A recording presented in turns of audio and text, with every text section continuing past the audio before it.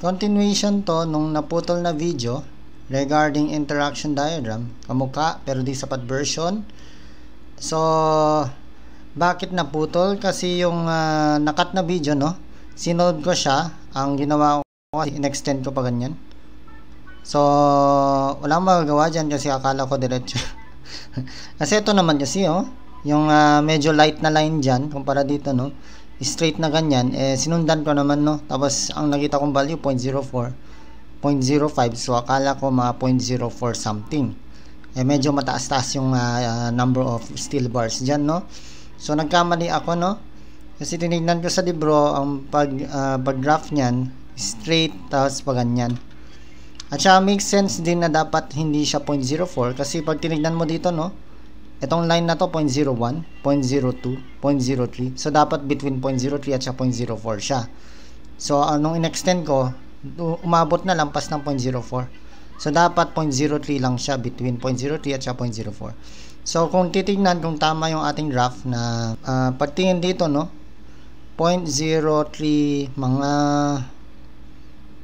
ano ba to? Kung ito yung get na 0.045, 0.0345 siguro. So kung ako yan yung tumingin, no, 0.0, ang rho G natin is 0.0345. So since na-compute na natin yan, ang rho G natin is 0.0345. Ang AG natin is 400 by 600. Mako-compute na natin yung AST. Tama ba? So number of bars is AST over yung area ng isang bar na 28 ang gamit natin, 28 squared over 4. Area of steel is ano to? 0.0345 times 400 by 600, 8280. So divide natin ulit ng para dineretso ko na, no? 13 point something yata to, no? Pi 28 squared over 4, 13 point something, 13.45. So round up 15, ay 14. No ba yan? So 14 bars yung sagot natin dyan, no? Ayan, bright red, yellow dapat. Ayan, ito naman, no, pareho lang naman yung pagkakatanong, 3,000 kilonewton, tapos binigay niya lang din naman yung E. Ibig sabihin yung magbabago lang naman dito is yung E. Syempre magbabago din si Kn kasi si Kn yung pinaplot natin, diba? So buburahin ko na tong previous, tayo lalagay na natin yung bagong values, no. Ang E natin dito is 350. Teka lang, 550 ba nilagay ko? Basta ito yung bagong tanong, no. 350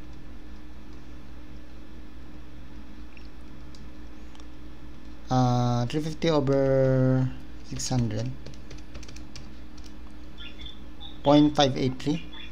So yan is 0.583. Pwede na natin ilagay yan, 0.58. So 58 0.5 to, diba? 0.5 since 1 to 0.6 siguro to, no. Tama ba? 0.6, 0.7, 0.8, 0.9. So 0.58 is between 0.6 tsaka 0.5. At I think pwedeng point something dito yan, no? 0.58. So approximately dyan. Tapos ano pa? Kailangan natin si PN. Tama ba? Pwede natin kunin si KN para KN ang kailangan natin. So si KN, pag ang PN natin is 3,000 ba yung bago natin? So 3,000 kilonewton naman. So 3,000 times 1,000 divided by 27.6 times 400 by 400 by 600. So makompute natin na Kn. So nilagay lang natin dyan si 3,000, F prime C 27.6, 400 by 600 times 1,000 para newtons, no? 453. So si Kn natin dapat nasa between 0.4 at 0.5. Medyo mahirap yatang itansya yan. Dito siguro yan. Oh no, hindi siya. Mga nasa gitna niya na. Sa gitna niya. So dito part. Siyempre, kaya nang ginawa natin kanina, kuha na tayo, no? And I think approximately nasa gitna to, no? Dapat gitna. Ano yung drawing natin? Gitna lang siya, approximate. Pwede natin diretso acto dito, no? And sa pagkanyan, so pa-horizontal na siya dun sa dulo, no? Again, 0.1, 0.01, 0.02, 0.03. So, dapat 0.03 something. 0.035. Masyadong malapit sila sa isa't isa. So, I don't think na magbabago yung number of bars natin. Pero try pa rin natin, no? So, palitan natin si 0.05. Palitan lang natin ng 0.035. So, ito 0.035 lang to, no? Ayan. So, 0.035 times 400 by 600. 8,400 lang to. Palitan lang natin ng 8,400. Ayan. Tapos divide natin by pi 28 squared over 4. 13.64. So maliit lang yung pinagbago. And obviously 14 pa rin yan. So sagot natin na naman 14. So ganyan lang siya, no? Again, yung summary nito, kailangan alam mo yung apat na linya na pwede mo ma-form, si Kn yung horizontal, si Rn yung vertical na hindi natin ginamit, si E over H yung diagonal, tapos yung pakurbada si Rho G. Ayan. Tapos dapat pag mag-design kayo, no, chine-check to kung tama yung interaction diagram na nakuha nyo, no. Tapos ano pa ba? Sa board exam wise, hindi na chine-check to kasi siya na mismo nabibigay, no. Okay, ano pa ba?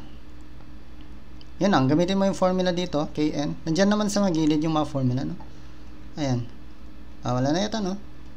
Usually si Rho G, napansin ko lang, no? Kahit dito, no? Si Rho G yung importanteng isang other line besides E over H. So, yung dalawang mas important, I guess, pwede ko masabi, no? Na yung dalawang importanteng lines yan ay yung line for Rho G at saka yung line for E over H. Itong diagonal at saka itong pakurbada, no?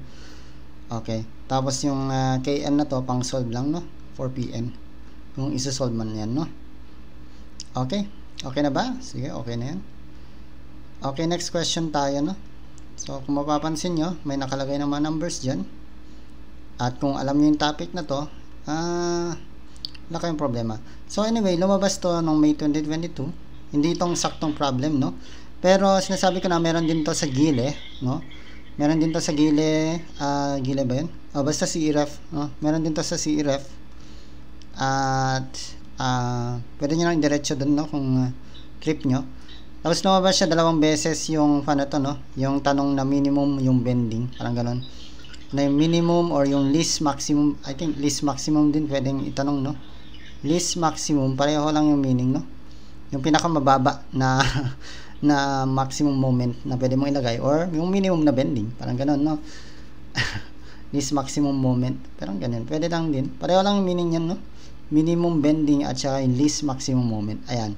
So anyway, hindi ko memorize tong formula na to nung nag-exam ako, tapos dalawang situation pa, nandyan ito yung tanong, no? Ano yung distance x from the both ends, no? Na ano ba yung drawing nito, no?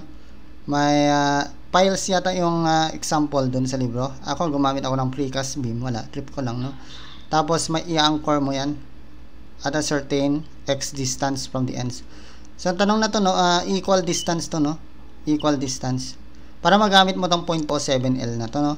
Dapat equal yung distance from both ends kasi hindi mo na magamit tong formula na to pag iba yan, no? Tapos minimum dapat daw yung bending. Okay. So, pwede na natin diretso sa paano to. Dalawa pa man din yung situation na to nung lumabas sa May. Tapos, di ko memorize yung formula. Pero, alam ko naman yung principle. So, nasagutan ko pa rin. Pero, mahaba-haba yung principle niyan, no?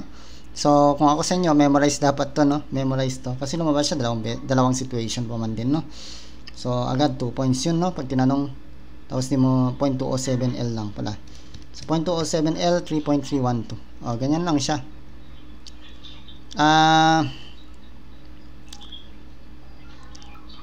Memorize na lang, hindi ko na papakita yung principle nya or pakita ko na lang yung drawing para kung ma-visualize nyo kung anong ibig sabihin ng minimum bending mamaya, no? So mamaya na lang 0.25L naman for minimum shear or least maximum shear kung trip mo, no? 4 lang pala yan sa L over 4, so hatiin mo lang pala sa 4. or yung distance from the ends is L over 4 lang pala, no? Tapos ito, 0.2929. So, nakita ko lang din sa libro to, 0.2929 times mo ng L. Ano yung L? 16, no? So, ang X dito, by the way, di ko pala pinakita. Pareho yung drawing dito, no? Etong pangatlo, which one anchor at the end, how far is the other anchor should be placed? Ang drawing niya, ganito. Yung isang anchor, nakalagay lang dun sa gilid. Yung isang anchor, pwede mong isipin. Ako, iniisip ko na lang na support yan, no? Ayan, so ito yung X na sinasabi dyan. Ayan. X distance from the one end. Yung isa lang. Pero yung isa naka-fix dun sa isang support. Ayan. So, ang formula naman dito for X, yun, no? For X lahat to, no? X to ma to. Yung sinasolve na X dyan, yan yun. Ayan. Ito naman yung formula. Ang X dito, pag ginamit natin yung formula na to is 4.686. Pero, basahin maigi yung mga tanong, no? Kasi tayo diniretso natin. What is the, ito para sa minimum shear. Ito, pareho yung tanong pero yung isang support hindi gumalaw dun sa gilid, no? Ibang formula. Ngayon, mag-ingat kasi dun sa previous May, naalala ko kasi yung, di ba, dalawang situation nga yun. Yung isang tanong yata, no? Pagkakaalala ko, kasi yung hinahanap is X, usually. Pero yung tanong dun, distance niya naman from the center. So, mag-ingat do. Kasi ito from the end to eh. Itong mga kinompute natin from the end yan. From the end. So, kung di mo nabasa yung tanong, from the center pala. So, kung from the center, ano yan? Ano ba yung kalahati? L over 2, di ba? L over 2 minus X, yun yung hinahanap na distance. Ito yung hinahanap. Ito yung hinahanap niya actually. So, 8, 16 divided by 2, 8 yun, di ba? 8 minus the answer, 3.312. 314. Wala, 314. So, yan yung sagot dapat, no? Okay. So, basahin dapat yung tanong kahit na memorize mo yung ma-values na to. Basta-basta na lang kayo naglalagay, no? Delikado. So, anyway. So, dagdag lang, no? Kung ayaw nyong i-memorize lang yan, tapos gusto nyo ng explanation. So, sa minimum bending, di ba, ito muna tayo sa shear, no? Minimum shear. Ayan, ang drawing ng shear natin, no? Pangit. Shear diagram, no? Mag-drawing tayo ng shear diagram. Ang shear diagram niyan, kung ang support natin ay nandun sa X distance, no? Bababa siya, pataas, pababa, pataas. Okay. Okay. Ayan. Sabihin natin A to, B to, C, D. Shear yan mga yan, no? Shear. Yung value or yung magnitude ng shear dito, yung magnitude ng shear dito, yung magnitude ng shear dyan, magnitude ng shear dyan, equal lahat sila. In other words, no, pag sinabing minimum shear, yan yung positioning ng mga anchors natin kung saan nadidistribute yung shear equally. Okay, equally distributed. Yan, no, puro parang symmetric siya actually, no? Pag symmetrical yung ating support, equal yung distribution. Tama ba? So, in this case, no, pag sinabing minimum shear, gusto niya equal din yung pagkakadistribute ng shear. So, kaya equal lahat ng shear. So, ganun din yung principle dito sa minimum bending. Pag rinap mo dapat yung bending niya, pag rinap natin yung bending niya, no? Tawag ko lang kung tama tong draft natin, no? Ayan. Pag rinap mo yan, tapos sinignan mo yung magnitude niyan, tama ba to? Tama ba yan? Hindi ko sure. Pag rinap mo, basta yung maximum moments dyan sa graph na yan, sa moment diagram natin, no? Dapat equal sila kasi nga gusto natin, pag sinabing minimum bending, equally distributed yung moment natin dun sa beam. In this case, beam to, no? Pero dun sa mga sample ng sa libro, piles yan. So, piles usually yung binubuhat kasi napanood nyo na ba yan? Yung bridge construction. Diba? Piles yung binubuhat. Babaon nila dun sa butas. Yan, no? So, anyway, MA, MB, NC yan. So, yan lang yung concept niya. Dito sa isa, no? Siyempre, ibang moment diagram yan.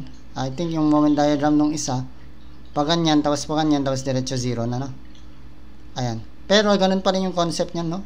Ang moment dito, at ang moment dyan dapat equal. Tapos I think pag trinay mong solve yan ng mano-mano, gagawa ka dapat ng shear diagram. Shear diagram to, no? Ayan. Dun sa concept niyan, no? 'Di ba yung area ng ating shear diagram, yan yung moment. Tama ba? Tama naman yan, no? Kasi yung area, pag ginawa mo yung area ng shear diagram, mapapalabas mo yung magnitude ng moment dun sa kabila, no? Tapos, siyempre, pag tumaas yung degree, magpapalit yan ng shape, magiging parabola pag inclined line. Mga ganyan lang yan. Yung area dito, no? Yung area 2 dito, may area 1 dyan. Ang area 2 mo dapat is doble nung area 1. Bakit? Kasi nga, pag rinap mo yan, no? Area 1 lang to, no? Magnitude ng area 1. Tataas ng area 1 uli. Kung equal lang, hindi hanggang dito lang siya sa 0. Dapat tataas siya hanggang sa magnitude ng area 1. So, doble na area 1 to, no? Area 1, area 1. So, dapat doble ng area 1. Si area 2. So, ito na yung area 2. Naintindihan ba? So, basta yun, no? So, yung paggawa ng formula dyan, doblehin mo yung area, kunin mo yung moment. Equate mo yan, no? 2 area 1 is equal to area 2. Yan yung ginagamit ko. Yan yung ginamit ko dun sa nauna, no? Sa naunang tanong. Kasi hindi ko memorize yung 0.207. So, sure ako, 100% dapat memorize nyo to, no? Para madali lang matapos tong tanong na to. Kasi pag nagtagal pa kayo dyan, sayang oras. Okay? Ayan. 2 area 1 is equal to area 2. Ayan. Kung nakalimutan nyo. Ngayon, kung nakalimutan nyo, meron pa tayong extra tip pala, no? Pag nakalimutan nyo yung 0.207, yung saktong decimal, pwede nyo i-testing doon sa mismong choices, no? Anong ibig kong sabihin i-testing sa choices? O pag yung 5.33 na yun, dinivide ko ng length ng beam. O ito, divide ko ng length ng beam. Length ng beam. Di ba dapat mapapalabas natin yung coefficient na 0.207? So kung hindi nyo maalala yung eksaktong decimal, i-divide nyo lang by 16 yung binigay niyang mga sagot. Tapos tingnan nyo, alalahanin. Kung maalala nyo, tingnan nyo yung mga values ng decimal. Kung yan ba yung naalala nyong approximate na coefficients niyan o hindi. Kung oo, edi yun yung sagot, di ba? Tandaan lang, mas mababa ito, no? Pag equally distance from the ends, tapos yung isa, almost 0.3 na to, no? Pwede mo i-approximate kung malalayo naman yung mga values, pwede mo approximate 0.3.